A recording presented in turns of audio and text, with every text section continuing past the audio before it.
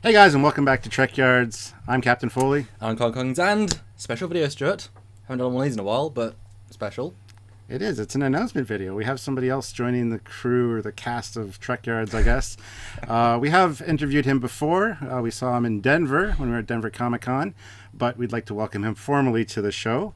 And who do we have joining us today, Samuel? Vic Mignogna, aka Captain Kirk, aka that guy from every anime ever.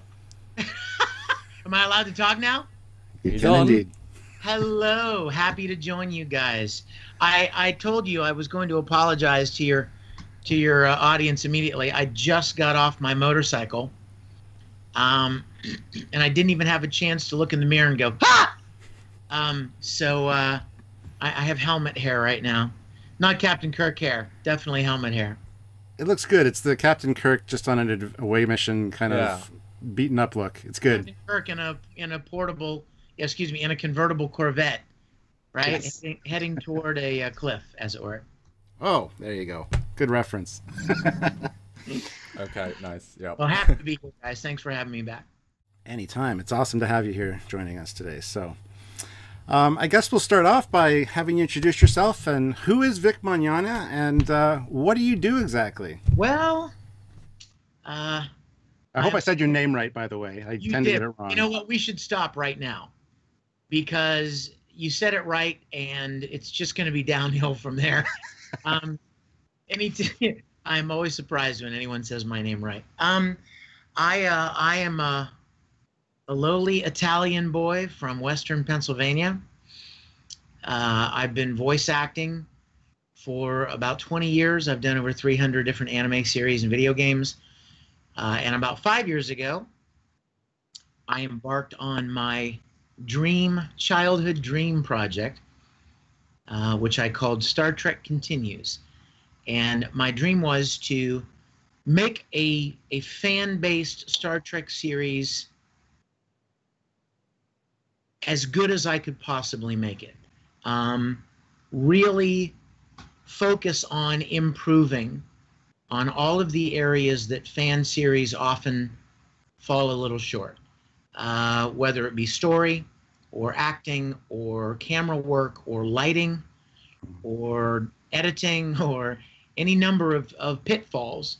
I wanted to bring all of my production experience, 40 years of production experience and acting experience, along with other production professionals who are all really good at what they do but just happen to be Star Trek fans.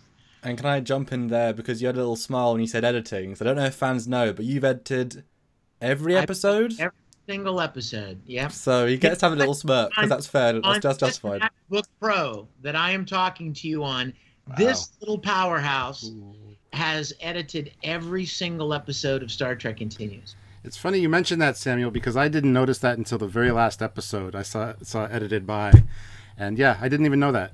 As an editor, first episode, I was like, boom, that's respect right there. And I love editing. I'll tell you what, even when I'm directing an episode or we're shooting an episode, I'm imagining how I'm going to cut the scene. I'm thinking, oh, right here we should go to a 2-shot, and then we'll punch into Scotty's close-up right here, and then get a reaction shot after he says this. And so my goal was to make a series as good as I could possibly make it, given my background and experience in production and acting, and also to finish the 5-year mission of the Enterprise, to do what had never been done, to complete the mission, return the Enterprise to Earth, and leave everybody where they were when the motion picture picked them up. And to go where no man had gone before. Or no fan had gone before. So so I'm very, very humbled and honored and proud of my team, and that we have done exactly what we set out to do in the time we set out to do it. Which, as any fan doing anything on the internet or even just with friends, just having a goal that's even a third, a fifth of what you set out to do, and achieving that fifth is an achievement. To set up what you want to do, then finish it in your own terms pretty much. That's... I appreciate you saying that, because you know what? I thought I had an idea how difficult this was going to be. Yes. I mean, I've spent my life in production. My college degree is in film. I've acted since I was 12 years old. And I thought I had an idea of what was going to be involved here. And every time we would do a new episode, there would be new challenges and new hurdles. And as our cast and crew grew, more people, more popularity, more challenges from the scripts we were going to do, the stories we were going to do, and things we needed to build, all of the things that were involved, it was a lot more difficult than I expected that it would be. And that's coming from somebody who's worked in the business. Mm-hmm. So I appreciate you saying that, because I think there is a huge chasm. People don't realize there is a huge chasm between having an idea and executing the idea.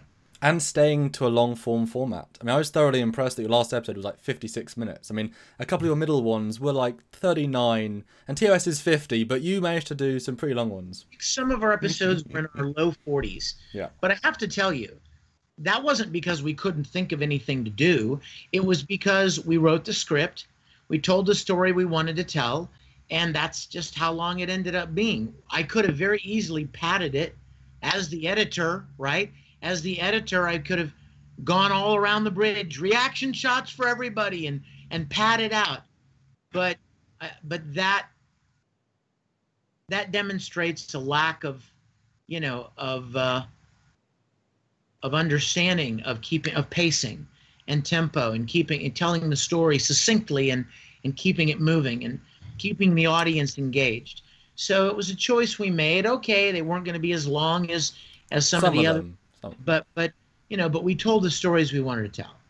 And we have a longer episode talked about this, because a lot we could talk about. But last question in this introduction is, what is your favourite episode? What was a favourite to film briefly, and what was your favourite final result? Oh my gosh, dude, how could you ask me that? As a quick fire. I mean, I have been intimately involved in every single frame, in every word, from concept of story through finished script, through casting, through shooting, through post-production, through sound mixing. I love every one of our episodes. They are exactly what I wanted them to be. I don't know that I could pick an all-out favorite, but I will tell you this. Episode 4, The White Iris, was especially important to me because I wanted to explore a side of Captain Kirk that no one has seen.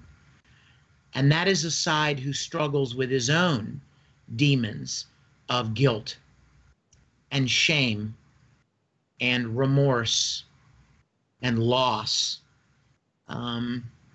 60s TV heroes were squeaky clean. They always solved the problem. They always came up with the solution. They always saved the day. And while that's really fun, it's not very real. I don't think there's anybody that lives to be more than 13 years old who doesn't make dumb mistakes that they wish they could take back, who doesn't have guilt and remorse, regrets. And Captain Kirk is no different. And so the entire purpose of episode 4 was to say, hey guys, look, pull the curtain back. Captain Kirk is a flesh and blood human who has made his own share of mistakes and has his own share of regrets and guilt. And so that episode was particularly special to me. Excellent. All right, well, we look forward to hearing more from you, of course, but we are going to have another episode going more in depth into Star Trek Continues with you. This was just an introduction, so thank you very much for joining us yet again. Very happy to be here, guys. All right, so until next time, guys, I'm Captain Foley. I'm Colonel Cockings, and I'm Admiral Kirk. Perfect. Bye, everybody. Bye, guys.